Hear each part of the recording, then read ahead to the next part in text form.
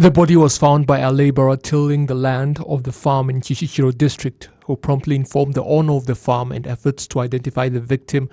who it is believed was killed during the genocide against Tutsis at a roadblock that had been set up close to that location, began. But none of the local residents who lived there at the time, even some who stood at the roadblock, admit to knowing of any Tutsis who were killed at that particular roadblock, something genocide survivors heavily dispute, saying many of the victims in that area were killed in their homes, prevented from fleeing by that very roadblock, yet most of the bodies are yet to be found. Officials at Ibuka, the genocide survivors umbrella organization, say despite the discouraging nature of some who refuse to provide information about the whereabouts of the bodies of victims of the genocide perpetrated against Tutsis here in Rwanda, some perpetrators have begun speaking up, such that up to 100,000 bodies have been recovered in the last 2 years.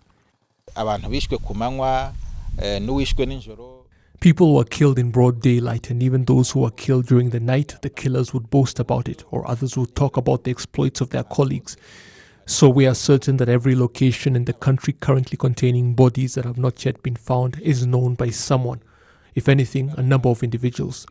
All that remains now is for them to come forward and point out those locations, which takes courage,